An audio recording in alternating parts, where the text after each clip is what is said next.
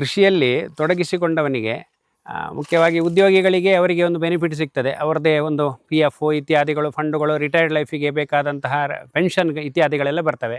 ಆದರೆ ನಮಗೆ ರೈತರಿಗೆ ಅಂತ ಪೆನ್ಷನ್ಗಳನ್ನ ವ್ಯವಸ್ಥೆ ಇಲ್ಲ. ನಮ್ಮ ಲೆಕ್ಕವನ್ನು ನಾವೇ ಬರೀಬೇಕು. ಒಂದು. ಎರಡನೇದಾಗಿ ನಾವು ಬೆಳೆದದ್ದನ್ನು ನಾವು ತಿನ್ನಬೇಕು. ಈ ಭೂಮಿ ನಮ್ಮ ತಾತ ಮುತ್ತಾತರಿಂದ ಬಂದ ಬಳುವಳಿ ಅಲ್ಲ, ಮಕ್ಕಳು ಮೊಮ್ಮಕ್ಕಳಿಂದ ಎರವಲು ಪಡೆದದ್ದು. ನನ್ನ ಪಕ್ಕದ ಮನೆಯವನನ್ನು ನೋಡಿ ನಾನು ಬದುಕಬಾರ್ದು. ಅಂದರೆ ಇದನ್ನು ಕಾಡನ್ನಾಗಿ ಉಳಿಸ್ಕೊಂಡಿದ್ದೇನೆ. ಯಾಕಂತ ಹೇಳಿದರೆ ಇದು ನಮ್ಮ ಕೃಷಿ ಭೂಮಿಗೆ ಬ್ಯಾಂಕ್ ಇದ್ದ ಹಾಗೆ. ಆದರೆ ನಾವು ಬದುಕಬೇಕು ಹೇಗೆ ಅನ್ನೋದು ನಮ್ಮ ನಿರ್ಧಾರಕ್ಕೆ ಬಿಟ್ಟದ್ದು, ನಮ್ಮ ಸಂಕಲ್ಪಕ್ಕೆ ಬಿಟ್ಟದ್ದು. ಈ ಕರಾವಳಿ ಪ್ರದೇಶ ಮತ್ತು ಮಲೆನಾಡು ಪ್ರದೇಶದಲ್ಲಿ ಅತಿಯಾಗಿ ಮಳೆ ಬೀಳುವುದರಿಂದ ಪೊಟ್ಯಾಷಿಯಂ ಅಂಶ ಮಣ್ಣಿನಲ್ಲಿ ತುಂಬ ಕಡಿಮೆ ಇರ್ತದೆ. ಹೌದು, ಇದೊಂದು ನಾನು ಆಗ ಹೇಳಿದ ಹಾಗೆ ರೈನ್ ವಾಟರ್ ಹಾರ್ವೆಸ್ಟಿಂಗ್. ಹೌದು, ಸುಮಾರು ಒಂದು 4 ಎಕರೆ ಜಾಗದ ನೀರು ಇಲ್ಲಿ ಹರಿದು ಬರ್ತದೆ. ಮಾವಿನ ಮರ, ಕಸಿ ಮಾವಿನ ಮರಗಳು ಸುಮಾರು 4 ಜಾತಿ ಇದೆ. ಬೆನಟೋ, ಅಲ್ಫಾನ್ಸೋ, ನೀಲಮ್ಮು, ಮುಂಡಪ್ಪ ಇತ್ಯಾದಿ. ಅದರ ಜೊತೆಗೆ ಒಂದಿಷ್ಟು ಸಾಗುವಾನಿ ಕೂಡ ಇದೆ. ಸುಮಾರು ಒಂದು 15ರಿಂದ ಕೆಲವುದಕ್ಕೆ 15 ವರ್ಷ, ಕೆಲವುದಕ್ಕೆ 20 ವರ್ಷ ಹೀಗೆಲ್ಲ ಆಯಿತು. ಹಾಗಾಗಿ ಒಂದಿಷ್ಟು ಬೆಳವಣಿಗೆ ಚೆನ್ನಾಗಿ ಬಂದಿದೆ, ಕೆಲವು ಸ್ವಲ್ಪ ವೀಕ್ ಆಗಿದ್ದಾವೆ. ಇದು ಹೇಗೆ ಅಂದರೆ ನೀವು ಹಿಂದೆ ಇಂತಿಷ್ಟು ಪ್ರದೇಶವನ್ನ ತೇಗವನ್ನ ಬೆಳಿಬೇಕು ಅನ್ನೋ ಒಂದು ಕಾನ್ಸೆಪ್ಟ್ನಲ್ಲಿ ಇದ್ರ, ಅಥವಾ ಇದರಿಂದ ಒಂದು ಹಣ ಬರುತ್ತೆ ಮುಂದಿನ ದಿನಗಳಲ್ಲಿ? ಈಗ ನಾರ್ಮಲ್ ಆಗಿ ಎಲ್ಲ ಹೇಳ್ತಾರೆ ರೈತರು, ಸಾಗುವಾನಿ ನೆಟ್ರೆ ಒಂದು FD ಇಟ್ಟಂಗೆ ಅಂತ ಹೇಳಿ. ಖಂಡಿತ. ಈಗ 15 ವರ್ಷದ ಹಿಂದೆ ಅಂತ ಹೇಳಿದ್ರೆ, ಹೌದು, ನೀವು ಅವಾಗ ನಿಮ್ಮ ಯೋಚನೆ ಹೇಗಿತ್ತು? ಕೃಷಿಯಲ್ಲಿ ತೊಡಗಿಸಿಕೊಂಡವನಿಗೆ ಮುಖ್ಯವಾಗಿ ಉದ್ಯೋಗಿಗಳಿಗೆ ಅವರಿಗೆ ಒಂದು ಬೆನಿಫಿಟ್ ಸಿಗ್ತದೆ. ಅವರದೇ ಒಂದು PF ಇತ್ಯಾದಿಗಳು, ಫಂಡುಗಳು, ರಿಟೈರ್ಡ್ ಲೈಫಿಗೆ ಬೇಕಾದಂತಹ ಪೆನ್ಷನ್ ಇತ್ಯಾದಿಗಳೆಲ್ಲ ಬರ್ತವೆ. ಆದರೆ ನಮಗೆ ರೈತರಿಗೆ ಅಂತ ಪೆನ್ಷನ್ಗಳನ್ನ ವ್ಯವಸ್ಥೆ ಇಲ್ಲ. ಹೌದು, ನಮ್ಮ ಆಸ್ತಿಯ ಒಂದು ಮೌಲ್ಯವರ್ಧನೆ ಆಗ್ಬೋದು ಒಂದು ರೀತಿಯಲ್ಲಿ. ಆದರೆ ಎರಡನೇ ರೀತಿಯಲ್ಲಿ ನಮ್ಮ ವೃದ್ಧಾಪ್ಯದಲ್ಲಿ ನಮಗೆ ಬೇಕಾದಂತಹ ಇನ್ಕಮ್ ತೆಗೀಲಿಕ್ಕೆ ಬೇಕಾದಂತಹ ಶಕ್ತಿ ಸಾಮರ್ಥ್ಯ ನಮ್ಮ ಹತ್ರ ಉಳಿದಿರುವುದಿಲ್ಲ. ಹಾಗಾಗಿ ಇದು ಒಂದನೇದಾಗಿ ಭೂಮಿಯ ವರ್ಧನೆ ಆಗ್ತದೆ. ಇಂಥ ಸಾಗುವಾನಿಯಂತಹ ಅರಣ್ಯ ಕೃಷಿಗಳನ್ನು ಬೆಳೆದರೆ ಅದರಲ್ಲಿ ತೊಡಗಿಸಿಕೊಳ್ಳುವಂತಹ ಪ್ರಮಾಣ ಕಡಿಮೆ ಇರ್ತದೆ. ಯಾಕಂತ ಹೇಳಿದರೆ ಅದರಲ್ಲಿ ಕೃಷಿ ಮಾಡಲಿಕ್ಕೆ ಬಹಳಷ್ಟು ಖರ್ಚು ಬರುವುದಿಲ್ಲ. ಹೌದು. ಮತ್ತು ವೃದ್ಧಾಪ್ಯದಲ್ಲಿ ನಮಗೊಂದು ಆಸರೆಯಾಗಿ ಒಂದಿಷ್ಟು ಮರಗಳು ಬೆಳ್ಕೊಂಡ್ರೆ ಪ್ರಕೃತಿಗೂ ಕೂಡ ಒಂದು ಕೊಡುಗೆ ಕೊಟ್ಟಾಗ ಆಗ್ತದೆ. ಹಾಗೆ ನಮಗೂ ಕೂಡ ತೀರಾ ಅನಿವಾರ್ಯ ಆದಾಗ, ಕಡ್ದು ತೆಗೆದು ನಾವು ಮಾರ್ತೇವೆ ಅನ್ನೋ ಉದ್ದೇಶ ಖಂಡಿತ ಅಲ್ಲ, ಅಂತೂ ಅನಿವಾರ್ಯ ಆದಾಗ ನಮಗೆ ಒಂದು ಕಡ್ದು ಮಾರುವಂತಹ ವ್ಯವಸ್ಥೆ ಕೂಡ ಇರ್ತದೆ. ಒಂದು FD ಆಗಿ ಸಿಗ್ತದೆ. ಅಂದ್ರೆ ಒಂದು ಮರದ ರೂಪದಲ್ಲಿ ಹಣ ಇರುತ್ತೆ. ನಾವು ಮಾರ್ತೀವಿ ಅಂತ ಹೇಳಿ ಅಲ್ಲ, ಅಂತೂ ನಮ್ಮ ಜಾಗದ ವ್ಯಾಲ್ಯೂಯೇಷನ್ ಒಂದನೇದಾಗಿ ಜಾಸ್ತಿ ಆಗ್ತದೆ. ಎರಡನೇದಾಗಿ ನಮ್ಮ ಗಾಂಧೀಜಿ ಹೇಳಿದ್ದು ಮಾತು ಆಗ ನಾನು ಮತ್ತೊಂದು ಸಲ ಪುನರಾವರ್ತನೆ ಮಾಡಿದ್ದೇನೆ. ಈ ಭೂಮಿ ನಮ್ಮ ತಾತ ಮುತ್ತಾತರಿಂದ ಬಂದ ಬಳುವಳಿ ಅಲ್ಲ, ಮಕ್ಕಳು ಮೊಮ್ಮಕ್ಕಳಿಂದ ಎರವಲು ಪಡೆದದ್ದು ಅಂತ ಹೇಳಿ. ಹಾಗಾಗಿ ಆ ಭೂಮಿಯನ್ನ ಏನು ಸುಸ್ಥಿತಿಯಲ್ಲಿತ್ತು ಅದೇ ಭೂಮಿಯನ್ನು ನಾವು ವಾಪಸ್ ಕೊಡಬೇಕು. ವಿಷ ಹಾಕಿದಂತಹ ಭೂಮಿ ಯಾವುದು ಬೆಳೆಯದ ಬರಡು ಭೂಮಿಯಾಗಿ ನಮ್ಮ ಮಕ್ಕಳು ಮೊಮ್ಮಕ್ಕಳಿಗೆ ಕೊಡಬಾರ್ದು. ಆ ಒಂದು ನಿಟ್ಟಿನಲ್ಲಿ ಈ ವ್ಯವಸ್ಥೆಗಳೆಲ್ಲ ಇದ್ದರೆ ಅರಣ್ಯ ಕೃಷಿ, ನಮ್ಮ ಆಹಾರದ ಬೆಳೆ, ಮುಖ್ಯವಾಗಿ ಆಹಾರದ ಬೆಳೆ, ಯಾವುದು ಆರ್ಥಿಕ ಬೆಳೆ, ಭವಿಷ್ಯದ ಬೆಳೆ, ಹೀಗೆ 3 ಕಾನ್ಸೆಪ್ಟ್ನಲ್ಲಿ ನಾವು ಕೆಲಸ ಮಾಡಿದರೆ ನಾವು ಕೃಷಿಯಲ್ಲಿ ಒಂದು ಸುದೃಢತೆಯನ್ನು ಸಾಧಿಸಲಿಕ್ಕೆ ಸಾಧ್ಯ ಆಗ್ತದೆ. ಇಲ್ಲಿ ನೀವು ಸಾವಯವ ಕೃಷಿಯಲ್ಲಿ ಹಿರಿಕರಿದ್ರಿ. ನಾನು ನಿಮಗೆ ಹೀಗೆ ಕೇಳುವಂಥದ್ದು, ಇತ್ತೀಚಿನ ದಿನಗಳಲ್ಲಿ ಕೃಷಿಗೆ ಹೆಚ್ಚಾಗಿ ಯುವಕರು ಬರ್ತಾ ಇದ್ದಾರೆ. ಯುವಕರು ಹೇಗೆ ಅಂತ ಹೇಳಿದ್ರೆ, ಕೃಷಿಯನ್ನ ನಿಮಗೆ ಸಾವಯವವಾಗಿ ಅಥವಾ ನೈಸರ್ಗಿಕವಾಗಿ ಅಳವಡಿಸ್ಕೊಳ್ಳೋದು ಬೇರೆ ರೀತಿ. ಕೆಲವರು ಬರೀ ಕಮರ್ಷಿಯಲ್ ಕ್ರಾಪ್ ಹಿಂದೆನೆ ಹೋಗ್ತಾರೆ. ಸೊ ಈ ಹಂತದಲ್ಲಿ ನೀವು ಈಗ ಸಾವಯವ ಮಾಡ್ತಾ ಇದ್ದೀರಾ, ನಿಮ್ಮ ಸಜೆಷನ್ ಏನು ಅವರಿಗೆ? ಅವರು ಯಾವುದ್ರಲ್ಲಿ ಮುಂದುವರೆದ್ರೆ ಅವರ ಜೀವನ ಒಂದು ತುಂಬಾ ಚೆನ್ನಾಗಿರುತ್ತೆ, ಸುಸ್ಥಿರವಾಗಿರುತ್ತೆ ಅಂತ ನೀವು ಹೇಗೆ ಹೇಳ್ತೀರಾ? ಕೃಷಿಯನ್ನು ಮುಖ್ಯವಾಗಿ 3 ಭಾಗ ಮಾಡಬೇಕು. ನಮ್ಮ ಲೆಕ್ಕವನ್ನು ನಾವೇ ಬರೀಬೇಕು. ಒಂದು. ಎರಡನೇದಾಗಿ ನಾವು ಬೆಳೆದದ್ದನ್ನು ನಾವು ತಿನ್ನಬೇಕು. ಆಹಾರದ ಬೆಳೆಯಾಗಿ ಒಂದಿಷ್ಟು ಜಾಗವನ್ನು ಇಟ್ಕೊಳ್ಳೇಬೇಕು. ನಾವು ತಿನ್ನುವುದನ್ನೆಲ್ಲ ಸಾಧಾರಣವಾಗಿ ನಾವೇ ಬೆಳ್ಕೋಬೇಕು. ಅದು ಸಾವಯವದಲ್ಲಿ. ಆಹಾರದ ಬೆಳೆ ನಾವು ಕಂಪಲ್ಸರಿ ಮಾಡಲೇಬೇಕು. ಎರಡನೇ ಹಂತದಲ್ಲಿ ಆರ್ಥಿಕ ಬೆಳೆ. ಒಂದಿಷ್ಟು ನಮಗೆ ಖರ್ಚುಗಳು ಇರ್ತವೆ. ಕೃಷಿ ಭೂಮಿಯಲ್ಲಿ ಇನ್ವೆಸ್ಟ್ಮೆಂಟ್ ಮಾಡುವಂಥದ್ದು ಅಥವಾ ನಿತ್ಯದ ಖರ್ಚುಗಳು ನಮಗೆ, ಅದಕ್ಕೆ ಬೇಕಾದಂತಹ ಒಂದು ಆರ್ಥಿಕ ಬೆಳೆ ಕೂಡ ನಮ್ಮಲ್ಲಿ ಇರಬೇಕು. ಆಮೇಲೆ ಭವಿಷ್ಯದ ಬೆಳೆ, ನಾನು ಈಗಾಗಲೇ ಹೇಳಿದೆ ಅರಣ್ಯ ಕೃಷಿ ಅಂತೇಳಿ. ಹಾಗಾಗಿ 3 ವಿಭಾಗಗಳನ್ನು ಮಾಡಿಕೊಂಡು ಅದಕ್ಕೆ ಬೇಕಾದಂತಹ ಪೂರಕ ವಾತಾವರಣ ಭೂಮಿಯಲ್ಲಿ ಸೃಷ್ಟಿ ಮಾಡಿ ತನ್ಮೂಲಕವಾಗಿ ಬದುಕಿದರೆ ಕೃಷಿಯಲ್ಲಿ ಬದುಕು ನಡೆಸಲಿಕ್ಕೆ ಸಾಧ್ಯ ಇದೆ. ಅದೂ ಅಲ್ಲದೆ ಒಂದಿಷ್ಟು ಉಪ ಉತ್ಪನ್ನಗಳು ನಮಗೆ, ಉದಾಹರಣೆಗೆ ನಾನು ಕ್ಯಾಟ್ರಿಂಗ್ ಉದ್ಯೋಗ ಮಾಡ್ತಾ ಇದ್ದೇನೆ, ಅಥವಾ ಡೈರಿ ಮಾಡ್ಬೋದು, ಅಥವಾ ಕೃಷಿಗೆ ಪೂರಕವಾಗಿ ಕೃಷಿ ಉಪ ಉತ್ಪನ್ನಗಳನ್ನು ತೆಗೆಯುವಂತಹ ಒಂದು ವ್ಯವಸ್ಥೆ ಮಾಡಬಹುದು. ಹೀಗೆಲ್ಲ ಮಾಡ್ಕೊಂಡು ಬಂದರೆ ಕೇವಲ ಕೃಷಿ ಅಥವಾ ಆರ್ಥಿಕವಾಗಿ ನಾನು ಮಾತ್ರ ಅಡಿಕೆಯನ್ನು ಮಾತ್ರ ನಡ್ತೇನೆ, ಅಡಿಕೆಯಲ್ಲಿ ಬೆಳೆ ತೆಗಿತೇನೆ ಅನ್ನುವ ಒಂದು ಇಟ್ಕೊಂಡ್ರೆ ಈಗಾಗಲೇ ನಮಗೆ ಅಡಿಕೆಯ ಅನಾಹುತಗಳು ನಮಗೆ ಅರಿವಿಗೆ ಬಂದಿದೆ. ಹೌದು.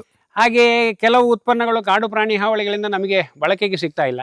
ಹೀಗಾಗಿ ಯಾವ ಬೆಳೆ ಮಾಡಿದರೆ ನಮ್ಮ ಮಣ್ಣಿಗೆ ನಮ್ಮ ಭೂಮಿಗೆ ಯಾವ ಬೆಳೆ ಮಾಡಿದರೆ ಉತ್ತಮ, ಯಾವುದರಲ್ಲಿ ನಾವು ಜಾಸ್ತಿ ಫಲಿತಾಂಶ ಪಡಿಬೋದು ಅನ್ನುವ ಒಂದು ಸ್ಪಷ್ಟ ಕಲ್ಪನೆಯೊಂದಿಗೆ ಕೃಷಿಗೆ ಬನ್ನಿ ಅಂತ ಹೇಳಿ ನನ್ನ ವಿನಮ್ರ ವಿನಂತಿ. ಆಮೇಲೆ ಈಗ ಇನ್ನೊಂದು ಕೇಳಬೇಕು, ಏನು ಅಂದರೆ ಯುವಕರಿಗೆ ಮತ್ತೆ ಅಗೇನ್ ಈ ನಿಮ್ಮ ಯುವಕರಿಗೆ ನೀವು ಸಾವಯವ ಕೃಷಿಗೆ ಬರಲಿಕ್ಕೆ ಅಂತ ನೀವು ಹೇಳಿದ್ರಲ್ಲ, ಸಾವಯವ ಕೃಷಿಗೆ ಬರಲಿಕ್ಕೆ ಇಂಥದ್ದೇ ಬೇಕು ಅಂತ ಏನಾದರೂ ಇದೆಯಾ? ಇಲ್ಲ, ಖಂಡಿತ. ಸುಮ್ಮನೆ ಮನಸ್ಥಿತಿ ಬೇಕು. ನಾನು ಕೃಷಿಯ ಮುಖಾಂತರವಾಗಿ ನನ್ನ ಜೀವನ ನಿರ್ವಹಣೆಯನ್ನು ಆದಷ್ಟು ಕಡಿಮೆ ಖರ್ಚಿನಲ್ಲಿ ನಾನು ಮಾಡಿಕೊಂಡು ಬರ್ತೇನೆ ಅನ್ನೋ ಒಂದು ಸ್ಪಷ್ಟ ಕಲ್ಪನೆ ಇರಬೇಕು. ನನ್ನ ಲೆಕ್ಕವನ್ನು ನಾನೇ ಬರೀಬೇಕು ಒಂದು. ಎರಡನೇದಾಗಿ ನನ್ನ ಪಕ್ಕದ ಮನೆಯವನನ್ನು ನೋಡಿ ನಾನು ಬದುಕಬಾರ್ದು. ನನ್ನ ಮೂಲಭೂತ ಅವಶ್ಯಕತೆಗೆ ಎಷ್ಟು ಬೇಕು ಅಷ್ಟನ್ನು ನಾನು ಬೆಳ್ಕೊಂಡು ಪ್ರಪಂಚದಲ್ಲಿ ಯಾವುದೇ ರೀತಿಯ ಭೂಮಿಗೆ ಅಥವಾ ಪ್ರಕೃತಿಗೆ ಅಥವಾ ಯಾವುದೇ ಪಶು ಪಕ್ಷಿ ಪ್ರಾಣಿಗಳಿಗೆ ಅಪಚಾರ ಮಾಡದೆ ನನ್ನಷ್ಟಕ್ಕೆ ನಾನು ಬದುಕ್ತೇನೆ ಅನ್ನುವ ಕಲ್ಪನೆ ಶುರುವಿಗೆ ಬರಬೇಕು ಅವನಿಗೆ. ಯಾಕಂತ ಹೇಳಿದರೆ ಈಗಾಗಲೇ ನಾವು ಗಮನಿಸ್ತಾ ಇದ್ದೇವೆ, ನಮ್ಮ ಪಕ್ಕದ ಮನೆಯವನನ್ನು ನೋಡಿ ನಾವು ಬದುಕುವಂಥ ಶೈಲಿಯನ್ನು, ಪ್ರಪಂಚವನ್ನು ನೋಡಿ ಬದುಕುವಂಥ ಶೈಲಿಯನ್ನು ನಾವು ಈಗಾಗಲೇ ರೂಢಿಸ್ಕೊಂಡಾಗಿದೆ. ನಮ್ಮ ಆಹಾರದ ಪದ್ಧತಿ ಬದಲಾಗಿದೆ, ನಮ್ಮ ಬದುಕುವ ಶೈಲಿ ಬದಲಾಗಿದೆ. ಹಾಗಾಗಿ ಆ ಬದುಕುವ ಶೈಲಿ ಯಾವ ಥರ ಇರಬೇಕು ಅನ್ನುವ ಸ್ಪಷ್ಟ ಕಲ್ಪನೆ ನಮಗೂ ಬರಬೇಕು. ನನ್ನ ಬದುಕಿಗೆ ಎಷ್ಟು ಬೇಕು, ಮೂಲಭೂತ ಅವಶ್ಯಕತೆಗೆ ಎಷ್ಟು ಬೇಕು ಅಷ್ಟನ್ನು ಮಾತ್ರ ನಾನು ಬಳಸಿಕೊಂಡು ಬದುಕಬಲ್ಲೆ ಅನ್ನುವ ಒಂದು ಮನಸ್ಥಿತಿಯನ್ನು ಬೆಳೆಸ್ಕೊಂಡ್ರೆ ಖಂಡಿತವಾಗ್ಲೂ ಕೃಷಿ ಅಥವಾ ಮತ್ತೊಂದು ಉದ್ಯೋಗ ಯಾವುದೇ ಕೂಡ ಎಷ್ಟೇ ಕಡಿಮೆ ಸಂಪಾದನೆ ಇದ್ದರೂ ಕೂಡ ಚಂದದಲ್ಲಿ ಬದುಕುವಂತಹ ಸಂಸಾರಗಳು ಬಹಳಷ್ಟಿದ್ದಾವೆ. ಎಷ್ಟು ಜಾಸ್ತಿ ಉತ್ಪತ್ತಿ ಮಾಡಿಕೊಂಡು ತಿಂಗಳ ಕೊನೆಗಾಗುವಾಗ ಸಾಲ ಮಾಡಿಕೊಂಡು ಬದುಕುವಂತಹ ವ್ಯವಸ್ಥೆಗಳು ಕೂಡ ನಾವು ಸಮಾಜದಲ್ಲಿ ಕಾಣ್ತಾ ಇದ್ದೇವೆ. ಆದರೆ ನಾವು ಬದುಕಬೇಕು ಹೇಗೆ ಅನ್ನೋದು ನಮ್ಮ ನಿರ್ಧಾರಕ್ಕೆ ಬಿಟ್ಟದ್ದು, ನಮ್ಮ ಸಂಕಲ್ಪಕ್ಕೆ ಬಿಟ್ಟದ್ದು ಅಲ್ವಾ? ಹೌದು. ನಾನು ಆಗಲೇ ನಿಮ್ಮ ಹತ್ರ ಮಾತಾಡ್ತಾ ಇರಬೇಕಾದ್ರೆ ನೀವು ಅವಾಗ ಹೇಳಿದ್ರಿ ಎಲೆ ಗೊಬ್ಬರವನ್ನ ನಾವು ಪಡಿತೀವಿ ಅಂತ ಹೇಳ್ಬಿಟ್ಟು. ಬಹುಶಃ ಇದೇ ಅನ್ಸುತ್ತೆ, ಇದೇ ಜಾಗವಾ? ಹೌದು, ಇದೇ ಜಾಗದಿಂದ ನಾವು ಎಲೆ ಗೊಬ್ಬರವನ್ನ ನಿಯಮಿತವಾಗಿ ನಿಮ್ಮ ತೋಟದಲ್ಲಿ ನೀವು ತಗೊಳ್ತೀರಾ. ಬೆಜಕ್ರೆ. ಹೌದು, ಬೆಜಕ್ರೆ. ನನಗಲ್ಲಿ ಯಾವಾಗ್ಲೂ ಒಂದು ಕನ್ಫ್ಯೂಸ್ ಇದೆ, ಬೆಜಕ್ರೆ ಬೆಜಕ್ಕಾಯಿ. ನಮ್ಮ ಈ ಅರ್ಧಂಬರ್ಧ ತುಳುವವರು ನಾವು. ಹೌದು. ಹಾಗಾಗಿ ಬೆಜಕ್ಕಾಯಿ ಅಂತ ಹೇಳಿದ್ರೆ ಹಲಸಿನ ಹಣ್ಣು ಅಲ್ವಾ? ಹೆಬ್ಬಲಸು. ಬೆಜಕ್ಕಾಯಿ ಅಂತ ಹೇಳಿ. ಬೆಜಕ್ಕಾಯಿ. ಹೌದು, ಬೆಜಕ್ಕಾಯಿ ಅಂದ್ರೆ ಹೆಬ್ಬಲಸು. ಹೌದು. ನಾನು ಅದರಲ್ಲೊಂದು ಸ್ವಲ್ಪ ಕನ್ಫ್ಯೂಸ್ ಇದ್ದೀನಿ. ಇದು ನಿಮ್ಮದೇ ಜಾಗ, ಬಟ್ ಕಾಡು ಪ್ರದೇಶ. ಅಂದ್ರೆ ಇದನ್ನ ಕಾಡನ್ನಾಗಿ ಉಳಿಸ್ಕೊಂಡಿದ್ದೇನೆ. ಯಾಕಂತ ಹೇಳಿದ್ರೆ ಇದು ನಮ್ಮ ಕೃಷಿ ಭೂಮಿಗೆ ಬ್ಯಾಂಕ್ ಇದ್ದ ಹಾಗೆ. ಹೌದು. ಒಂದನೇದಾಗಿ ಅಂತರ್ಜಲ ಮಟ್ಟ ಭೂಮಿಯೊಳಗೆ ಹಿಂಗೆ ನಮ್ಮ ಕೃಷಿ ಭೂಮಿಗೆ ಉಪಕಾರ ಆಗ್ತದೆ. ಎರಡನೇದಾಗಿ ಇದರಲ್ಲಿ ಸಿಗುವ ಸಂಪನ್ಮೂಲಕ ನಾನು ಈಗಾಗಲೇ ಹೇಳಿದ್ದೆ, ದರಗು ಅಥವಾ ಬೆಜಕ್ರೆ ಅಂತ ಹೇಳಿ, ಅದು ಸಿಗುತ್ತೆ. ಮೂರನೇದಾಗಿ ಈ ಪ್ರದೇಶ ಎಲ್ಲ ತಂಪಾಗಿರುತ್ತೆ. ಹಾಗಾಗಿ ಇದನ್ನ ಕೃಷಿ ಕ್ಷೇತ್ರಕ್ಕೆ ಬೇಕಾದಂತಹ ಒಂದು ಏನು ಕಾಡು ಬೇಕು ಅದನ್ನು ಉಳಿಸ್ಕೊಂಡು ಬರಲೇಬೇಕು. ಸಸ್ಯ ವೈವಿಧ್ಯತೆಯನ್ನ, ಪಶು ಪಕ್ಷಿ ಪ್ರಾಣಿಗಳನ್ನ, ಕ್ರಿಮಿಕೀಟಗಳನ್ನ, ಅದರ ವೈವಿಧ್ಯತೆ ಜಾಸ್ತಿ ಆದಷ್ಟು ನಮಗೆ ಕೃಷಿಗೆ ಅನುಕೂಲ. ಹಾಗೆಯೇ ಭೂಮಿಗೂ ಕೂಡ ಭೂಮಿಯನ್ನ ನಿರ್ಮಾಣ ಮಾಡಲಿಕ್ಕೆ ಒಂದು ವ್ಯವಸ್ಥಿತವಾದ ಒಂದು ಪರಿಕಲ್ಪನೆ ಇದು. ಜೀವ ವೈವಿಧ್ಯತೆ ಜಾಸ್ತಿ ಆದಷ್ಟು ಅದ್ರ ಜೊತೆ ಸಹಬಾಳ್ವೆ ನಡೆಸುವಂತದ್ದು ಒಂದು ಚೆನ್ನಾಗಿರುತ್ತೆ ಅಲ್ವಾ? ಹೌದು. ಸಹಬಾಳ್ವೆಗೂ ಒಂದು ಅರ್ಥ ಇರುತ್ತೆ.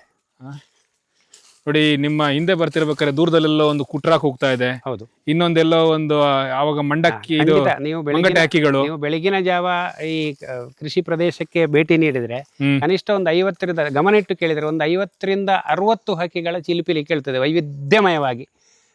ಹೌದು. ಆ ವ್ಯವಸ್ಥೆ ಉಳ್ಕೊಂಡು ಬರಬೇಕು ಅಂತಾದ್ರೆ ಈ ಕೃಷಿ ಭೂಮಿ ಯಾವ ತರ ಇರಬೇಕು, ಪರಿವರ್ತನೆ ಆಗಬಾರ್ದು. ಪರಿವರ್ತನೆ ಆದ್ರೂ ಕೂಡ ಅಲ್ಪ ರೀತಿಯಲ್ಲಿ ಪರಿವರ್ತನೆ ಆಗಬೇಕು. ಈ ವ್ಯವಸ್ಥೆಗಳು ಯಾವುದು ನಮ್ಮ ಹಿರಿಯರ ಕಲ್ಪನೆ ಏನಿದೆ, ಪ್ರತಿಯೊಂದು ಪ್ರದೇಶ ಕೂಡ ಕ್ರಮಬದ್ಧವಾಗಿ ಕೃಷಿಗೆ ಪೂರಕವಾಗಿ ಬದುಕುವಂತಹ ವ್ಯವಸ್ಥೆ ನಮ್ಮ ಹತ್ರ ಇರಬೇಕು. ಅದಕ್ಕೆ ಬೇಕಾದಂತಹ ಗುಡ್ಡ ಪ್ರದೇಶ ಇದೆಲ್ಲವನ್ನು ಉಳಿಸ್ಕೊಂಡು ಬಂದರೆ ಮಾತ್ರ ನಮ್ಮ ಕೃಷಿ ವೈವಿಧ್ಯತೆ ಉಳಿತದೆ, ಪ್ರಪಂಚದ ವೈವಿಧ್ಯತೆ ಕೂಡ ಉಳಿತದೆ. ಹೌದು.